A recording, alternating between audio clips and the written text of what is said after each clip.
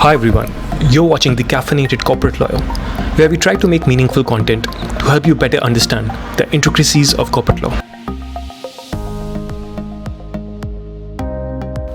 I hope you guys are doing absolutely fine and are heavily caffeinated because today we are going to start with Chapter 2 of the Companies Act 2013, which is titled as Incorporation of the Company and Matters Incidental Thereto.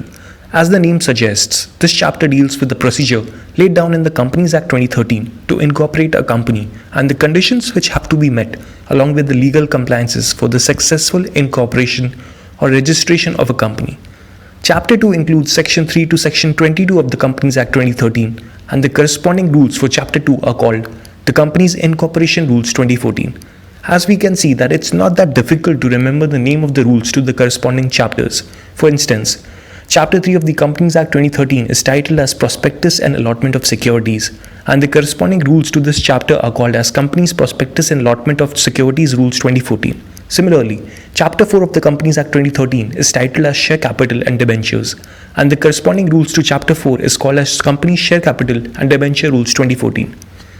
It's fairly easy to remember the name of the rules if you can learn the name of the chapters. So, without further ado, let's start with Section 3 of Chapter 2 of the Companies Act 2013, which deals with the formation of the company. Section 3 subsection 1 says that a company may be formed for any lawful purpose by 7 or more persons where the company to be formed is to be a public company, 2 or more persons where the company to be formed is to be a private company, or 1 person where the company to be formed is to be one-person company, that is to say, a private company, by subscribing their names or his name to a memorandum and complying with the requirements of this act in respect of registration. What this essentially lays down is that a private company can be formed by a minimum of 2 persons or more. That is, the minimum number of persons that are required to incorporate a private company is 2. Similarly, a public company can be formed by a minimum of 7 persons or more. That is, the minimum number of persons that are required to incorporate a public company is 7. Note that this is also a major point of difference between a public company and a private company. That is, the minimum number of members that are required to form a private company is 2, whereas the minimum number of members required to form a public company is 7. Also, we know that from the definition of public and private company that the maximum number of persons a private company can have is restricted to 200, whereas a public company can have unlimited number of members. Moving ahead, note that subsection 1 starts off by saying that a company may be formed for lawful purpose. What this essentially means is that a company should not be incorporated for carrying out illegal activities or for unlawful objectives. For instance, to defraud the members or creditors of the company. Remember that a company is an artificial legal person which has a separate legal entity which makes it distinct from its members. And if it is discovered later on that the company is incorporated to commit frauds or improper acts, then this facade of corporate personality would have to be removed to identify the people who are behind the commission of such fraudulent acts. This process of removal of corporate personality of the company is known as lifting of the corporate veil, which has been substantiated in plenty of case laws that we will discuss in another video. Now, what do we mean by the term one-person company? Well, essentially one-person company is a type of a private company which has only one member. Section 3 subsection 1 clause C basically describes a one-person company and says that only one person is required to form a one-person company which is a private company. Now, if we read the last sentence, it means to say that these persons in the case of private limited company and public limited company and the sole person in case of one-person company will have to subscribe their name to the Memorandum of Association and comply with the requirements of this act in respect of registration of the company. If you recall, we had discussed Memorandum of Association in our previous video, which is the charter document of the company or the constitution of the company. It defines and confines the powers of the company and answers with the why, what, how, and other such pertinent questions about the company. We had also discussed that the Memorandum of Association has 7 clauses, of which one is the subscription clause or the association clause, which comes at the end of the Memorandum of Association of every company, in which the subscribers to the Memorandum of Association make the declaration to the effect that they are desirous of being formed into a company in pursuance of the Memorandum of Association and that they agree to take the number of shares in the capital of the company as set out. This is the first step of the formation of the company, that is, to prepare the Memorandum of Association of the company and the subscription clause of the said memorandum of association has to be subscribed by 2 or more members in the case of a private company and 7 or more members in the case of a public company, or just 1 member in the case of one person company. So, we can understand from this that a company would only be deemed to have been incorporated if it is successfully registered with the Registrar of Companies or ROC of the relevant state in which the company is being incorporated. This successful registration is possible subject to meeting of all the compliances and requirements which are given in the provisions of this chapter with respect to the incorporation of the company. It is very clear that the main agenda of this chapter is the manner of incorporation of company and the steps which one has to take in order to start a company. Let's see the definition of the term one-person company, which is given under Section 2, Clause 62 of the Companies Act 2013, which is the definition section. Remember that we have already covered 18 of the 94 definitions which are given under Section 2 of the Companies Act 2013 in previous videos. If you see the definition of one-person company, it says one-person company means a company which has only one person as a member. In short, it is a type of a private company and is a one-shareholder corporate entity where the legal and financial liability is limited to the company only. Thus, one-person company has only a sole member who holds all the shares in the company. With this definition, we have now covered 18 plus 1, that is 19 out of 94 definitions given under Section 2 of the Companies Act 2013. Moving on to the first proviso, which says that, provided that the memorandum of one-person company shall indicate the name of the other person with his prior written consent in the prescribed form, who shall, in the event of the subscriber's death or his incapacity to contract, become the member of the company, and the written consent of such person shall also be filed with the registrar at the time of the incorporation of the one-person company, along with its memorandum and articles. We know that a one-person company only has a single member who subscribed to the memorandum of association. What will happen if the sole member of the one-person company dies, probably because of the COVID-19 virus or due to an accident, or becomes insane or incompetent to contract? To take care of such a scenario, the first proviso of Section 3, subsection 1 comes up with a solution as per which there is an additional clause in the memorandum of association of a one-person company called the succession clause. This succession clause would have the consent of another person accepting that he will become the sole member of the company and replace the erstwhile subscriber in the event of his death, or if due to insanity such a subscriber becomes incompetent to contract. Additionally, the written consent of the person has to be filed with the ROC at the time of the incorporation of the company. Now, if you click on the prescribed form, which is a link, it will redirect you to the corresponding rule which has been made for the first proviso of Section 1, subsection 3. We can see Rule 4 of the company's Incorporation Rules 2014, which deals with the nomination by the subscriber or member of one-person company. So essentially, Rule 4 of the company's Incorporation Rules 2014 deals with everything there is to know regarding nomination by the subscriber or member of one-person company. Remember, the rules are merely a guide for the procedure which has to be followed along with the main section and their provisos. If we read sub-rule 1 of Rule 4, it says the same thing that we discussed above, that the subscriber to the memorandum of a one-person company shall nominate a person after obtaining prior written consent of such person, who shall, in the event of the subscriber's death or his incapacity to contract, become the member of that one-person company. Thus, the subscriber or the member of one-person company would have to appoint one person, and the subscriber will also have to take that appointed person's consent that he would become the member of the company in the event of subscriber's death or his incapacity to contract. Additionally, sub-rule 2 of Rule 4 says that such written consent taken from the appointed person should be filed in Form INC 3 with the Registrar of Companies at the time of the incorporation of the company. Now, Sub-Rule 2 of Rule 4 says, the name of the person nominated under Sub-Rule 1 shall be mentioned in the memorandum of one-person company, and such nomination in Form number INC 32 along with consent of such nominee obtained in Form number INC 3 and fee as provided in the company's Registration Offices and Fees Rules 2014 shall be filed with the registrar at the time of incorporation of the company along with its memorandum and articles. So, it's quite obvious that if we are incorporating a company, then we would be required to submit the relevant documents along with fees. So, the relevant documents in case of incorporation of company includes the memorandum of association, the articles of association, along with supporting documents to give proof of the persons who are going to be the subscribers to the memorandum of association of the company. And similarly, in case of one person company, the written consent of the appointed person who is nominated by the subscriber under the succession clause. So what is this form INC 32 SPICE? Well, it's the form which has to be filed with the ROC for the incorporation of the company, and the full form of SPICE is Simplified Proforma for Incorporating Company Electronically. So basically, any person who wants to incorporate a company electronically or digitally can file form INC 32 after taking the digital signatures of all the required persons and filling in the relevant information. So if we click on form INC 32, we can see how the form looks and what all information has to be filled in by the person. So it would include type of company, class of company, whether it would be a private company or a public company, the category of company, then whether it would be a small company or a one-person company, if suppose the class of company is a private company, then what would be the main industrial activity of the company, as in what would be the principal activities being undertaken by the company, along with such other relevant information.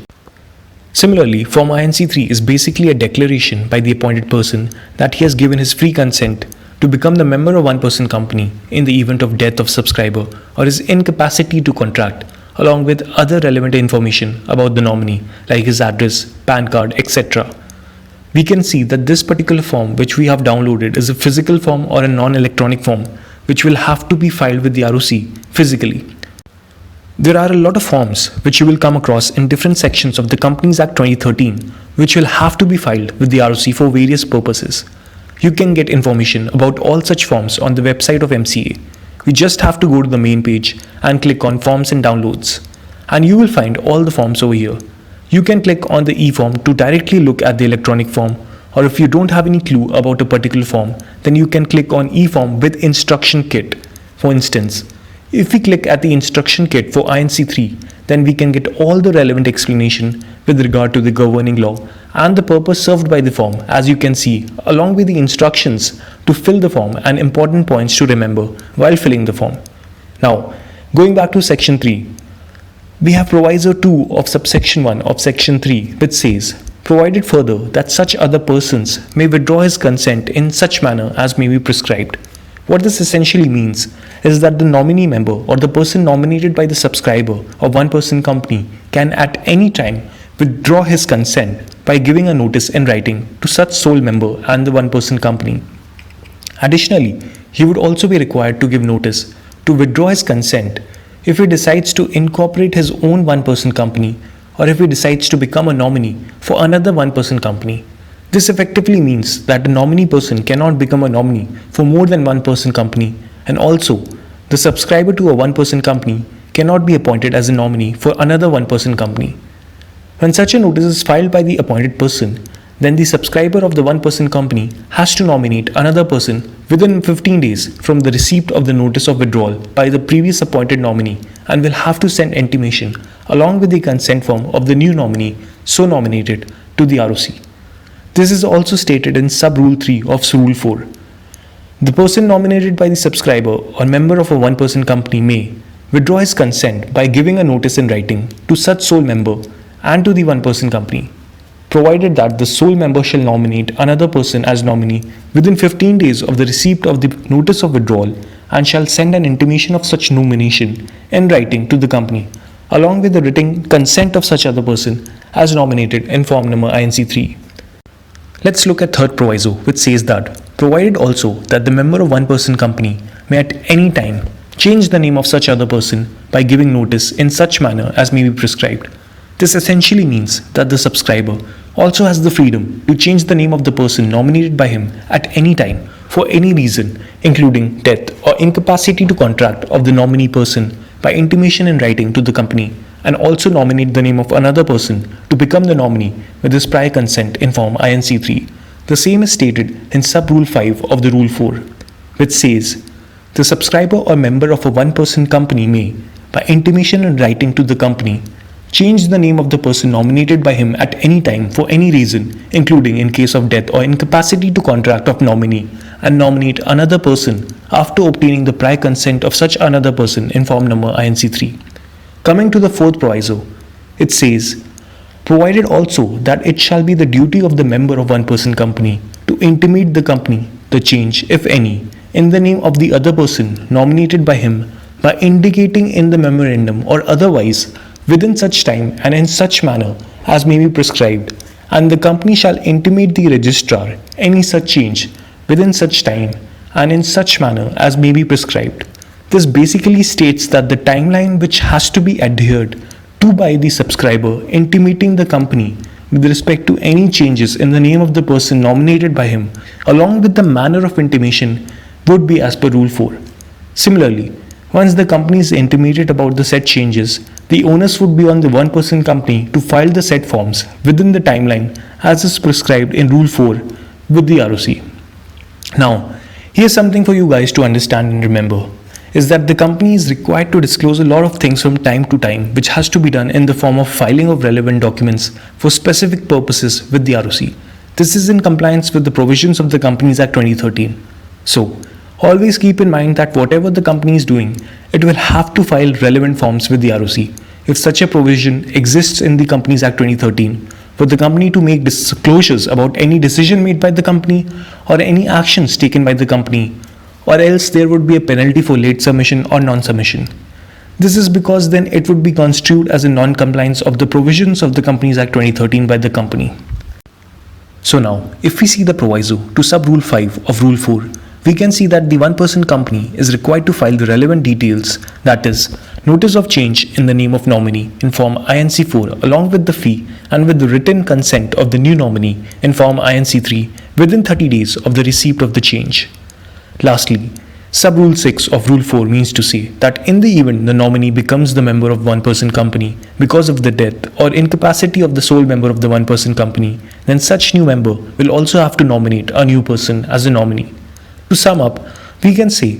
the provisos primarily talk about the compliances with respect to the subscriber and the nominee in a one-person company. Finally, the fifth proviso states that such a change in the name of the nominee person in the succession clause would not be deemed to be an alteration of the Memorandum of Association. This means that such a change in the succession clause of the Memorandum of Association of a one-person company would not be construed as an alteration of the Memorandum of Association. For instance, if there is a change in the nominee from person A to person B under the subscription clause of the Memorandum of one-person company, the same won't be construed as an alteration in the memorandum. Now, moving on to subsection 2 of section 3, it says, a company formed under subsection 1 may be either a company limited by shares or a company limited by guarantee or an unlimited company. So, there are two main types of companies which can be incorporated under the Companies Act 2013 based on the number of members, which are private company and public company. Private company further can be divided into one-person company, which we discussed above, and a small company. Now, based on the liability of the members towards the company, these companies can also be classified as limited liability companies or unlimited liability companies. Furthermore, limited liability companies can be divided into a company limited by shares or a company limited by guarantee. So, what do we mean by the term limited liability company and unlimited liability company?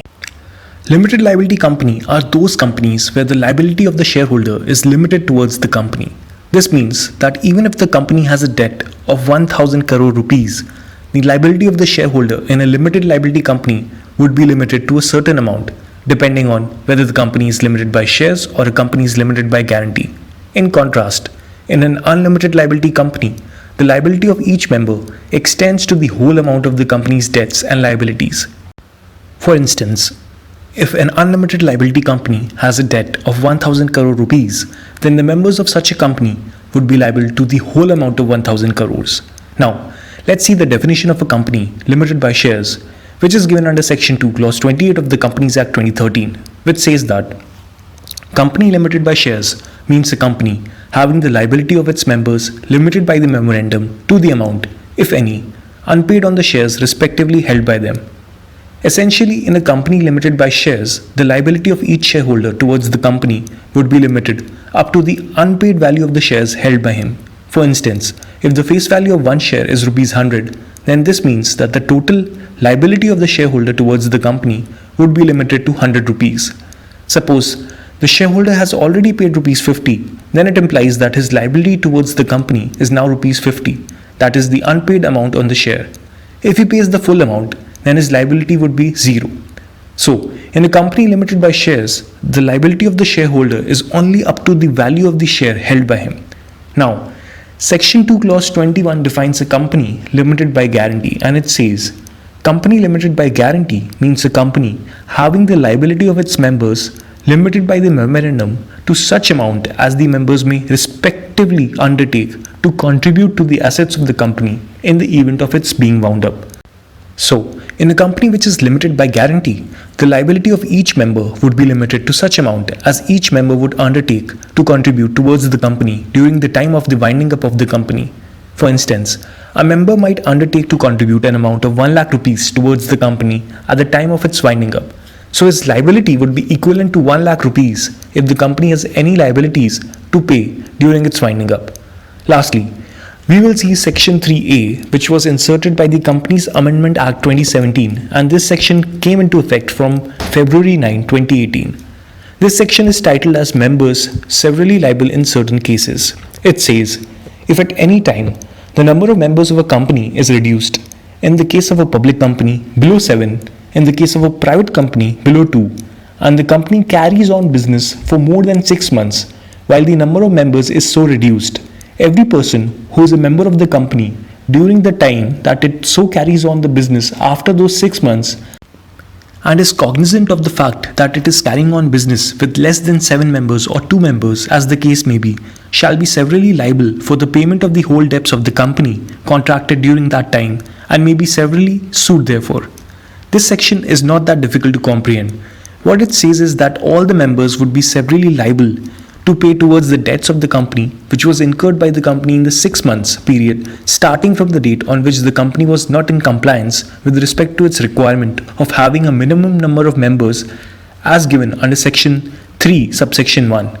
So in case of a private company, if the number of members fall below 2, and in case of a public company, the number of members fall below 7 for more than 6 months, then all the members of such respective companies who were aware of the said non-compliance would be liable to pay towards the debts incurred by the company during those 6 months while the company kept on carrying its business.